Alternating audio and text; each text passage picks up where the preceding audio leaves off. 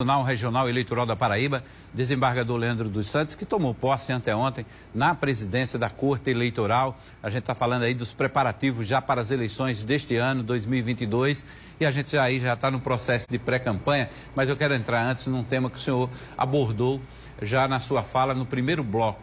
A história dos plebiscitos. O senhor disse que já participou de um plebiscito, inclusive na Justiça Eleitoral.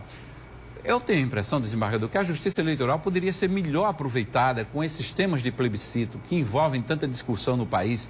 A gente já teve, depois da Constituinte de 1988, a gente foi discutir formas de governo, se era parlamentarismo, se mantinha presidencialismo, se ia para a República.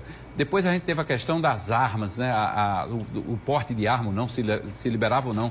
Mas é muito pouco, né? Essa estrutura que a Justiça Eleitoral tem, que só funciona efetivamente de 2 em 2 anos, que é quando a gente vê mesmo toda a estrutura azeitada, né? Essa estrutura poderia ser aproveitada em plebiscito, não?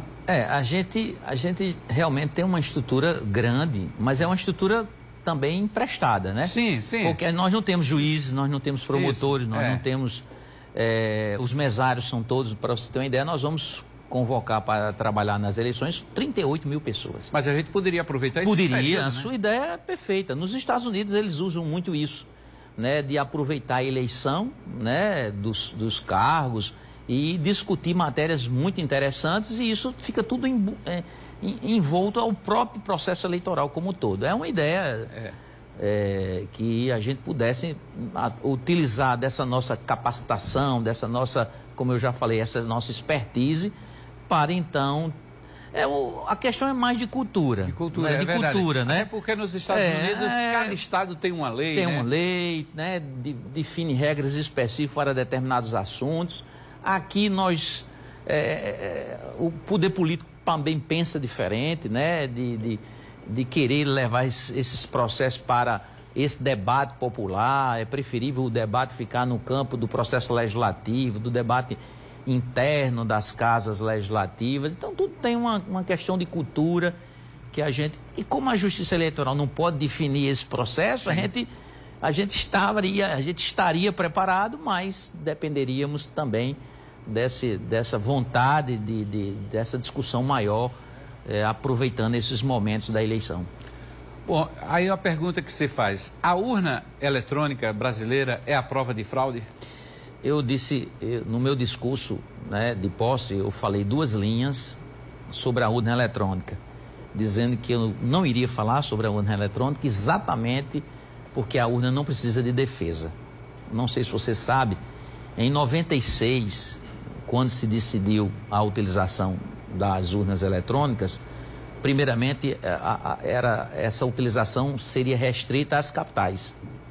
E aí começou um movimento político, né? Um movimento político de interesse dos partidos, dos candidatos, mas também da própria sociedade, de haver uma ampliação desse rol. E aí eu fiz, na época, uma exposição de motivos. Eu era juiz eleitoral em Campina Grande e diretor do Fórum Eleitoral, para que Campina Grande fosse incluída. E isso foi feito também em outras grandes cidades do país com um determinado número de eleitores. E aí essa luta foi vitoriosa e, portanto, Campina Grande teve a eleição igualmente com as capitais. E desde aquela época que eu vivenciei a urna na sua gênese, né? Com aquele caráter que ainda tinha experimental, porque as pessoas não sabiam, será que isso vai dar certo? Era um equipamento estudado eletronicamente, né? Que se faz teste de qualidade, de segurança, mas a sociedade, de um modo geral, nem conhecia. Tanto é assim que nós fomos para as praças públicas. Para com a porta aberta em todos os locais. Para ensinar as pessoas a votarem e as pessoas saberem o que era aquilo.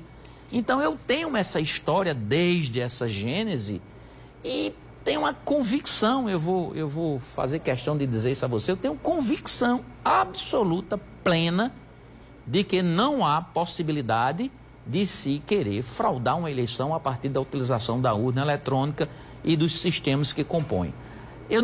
Lógico, você no futuro pode aparecer, aí eu É impossível a gente prever o que é que a tecnologia vai estar daqui a 10 anos, Sim, aqui com 15 anos. certeza. Mas da mesma forma que alguém queira criar um sistema para efetivamente conseguir, a Justiça Eleitoral, na mesma forma, está avançando seu sistema de segurança, que são muitos, isso é uma coisa muito técnica, não adianta nem explicar aqui, mas o sistema de segurança, para quem entende, para quem domina essa questão da informática, dos sistemas computacionais, é incrível como aquilo está. E mais ainda, isso não bastaria isso, Hermes, bastaria isso.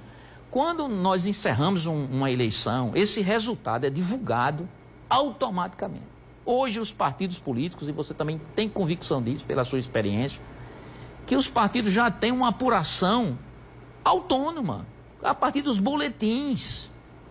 E aí, quando a gente divulga o resultado oficial, os partidos né, já estão comemorando, já estão com esses resultados oficiosamente definidos. Então, não sei por que essa história de criar qualquer pensamento que a urna pode ser fraudada, pode gerar um resultado diferente da vontade popular expressa no dia da eleição. A gente ainda tem um minutinho aqui nesse bloco, desembargador. Então, o senhor descarta completamente aquela proposta de voto impresso anexado junto com a urna eletrônica? Porque não acrescenta nada, nem por uma finalidade, nem por outra. É só um mecanismo a mais para... É como se você criasse uma burocracia, né? Você tem a urna captando os votos, registrando, depois você tem todos os sistemas de segurança para saber que ela está zerada antes da eleição, que ela computou os votos, as pessoas que assinaram